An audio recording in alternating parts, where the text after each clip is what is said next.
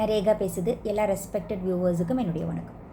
இன்றைக்கி வீடியோவில் நாம் ஒரு மேனிஃபெஸ்டேஷன் டூலை பற்றி பேசுவோம். ஒரு சின்ன டெக்னிக், ஆக்ட் ஆஸ் இஃப்.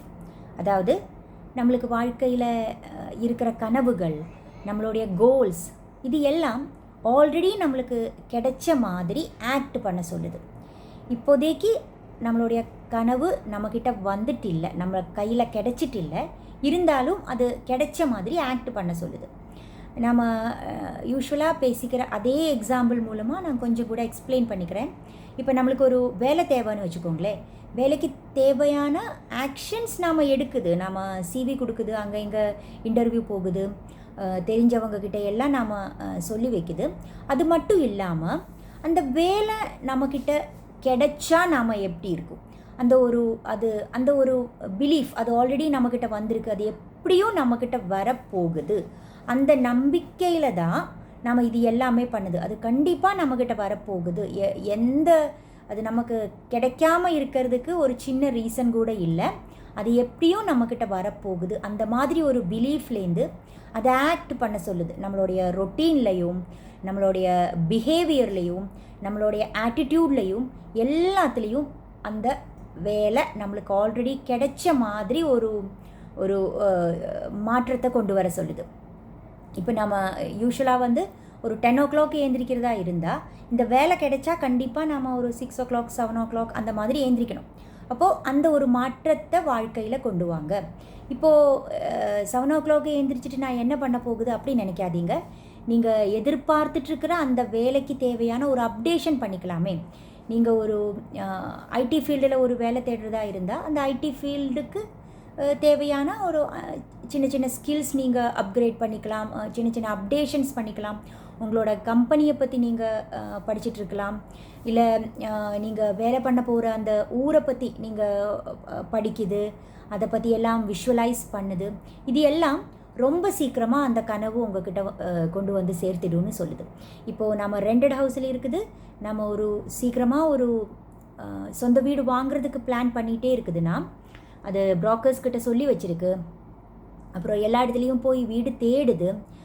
அதோடு சேர்த்து நம்மளோட வாழ்க்கையிலையும் அந்த வீடு கிடைச்ச மாதிரி ஒரு ஃபீலிங், ஒரு இமோஷன்.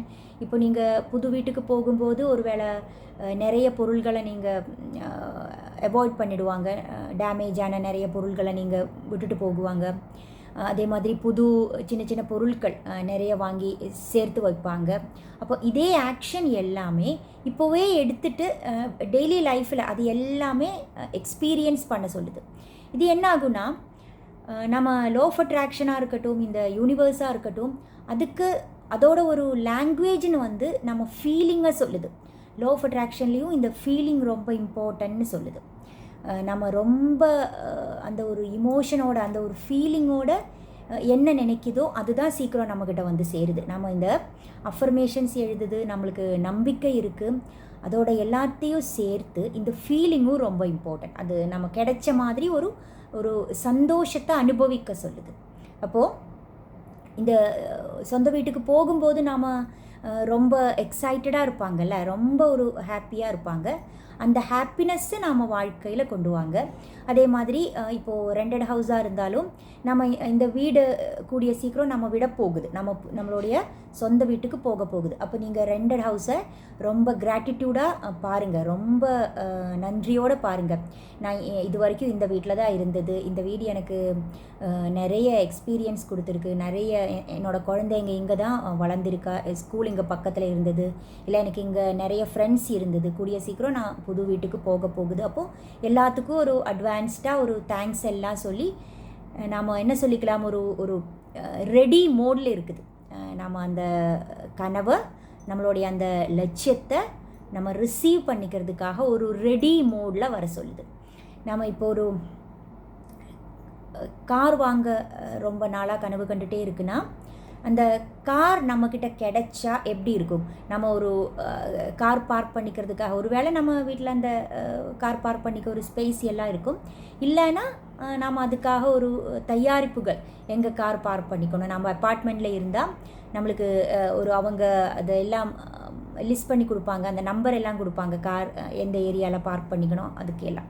அப்போ அது எல்லாம் நாம் போய் பார்த்து இல்லை காரில் ட்ரைவ் பண்ணி போகுது கனவு கண்டு அந்த ஒரு ஹாப்பினஸ் லைஃப்பில் கொண்டு வந்து அதை டெய்லி எக்ஸ்பீரியன்ஸ் பண்ண சொல்லுது. இந்த ஃபீலிங் நம்மக்கிட்ட வரும்போது, அந்த ஃபீலிங்னா ஹாப்பினஸ், அந்த ஹாப்பினஸ் நம்மக்கிட்ட வரும்போது அந்த ஒரு என்ன ஒரு இதோட பேக்கில் என்ன இருக்குன்னா, எப்படியும் அந்த கனவு எங்கிட்ட வரப்போகுது அப்படிங்கிற ஒரு நம்பிக்கை தான் இந்த மாதிரி பிஹேவ் பண்ணிக்கிறதுக்கு நம்மளுக்கு ஒரு தைரியத்தை கொடுக்கும். இப்போது நம்ம நல்லா எக்ஸாம் ரொம்ப நல்லா ப்ரிப்பேர் பண்ணியிருக்கு, இன்டர்வியூ நல்லா ப்ரிப்பேர் பண்ணியிருக்குங்கிற பட்சத்தில் நம்ம இந்த மாதிரி ஆக்ட் பண்ணும்போது நம்மளோட சப்கான்ஷியஸ் மைண்ட் அதில் சின்ன சின்ன பிளாக்ஸ் ஏதாவது இருந்தால் அதை ரிமூவ் பண்ணி கொடுக்கும்னு சொல்லுது. சப்கான்ஷியஸ் மைண்ட்னு சொல்லிக்கலாம், இல்லை கடவுள்னு சொல்லிக்கலாம், இல்லை யூனிவர்ஸ்னு சொல்லிக்கலாம், எதுவாக இருக்கட்டும். நம்ம ரொம்ப நம்பிக்கையோடு அதை ரிசீவ் பண்ணிக்கிறதுக்கு ரெடியாக இருக்கும்போது அந்த கனவு கூடிய சீக்கிரம் நம்மக்கிட்ட வந்து சேர்ந்துடும்.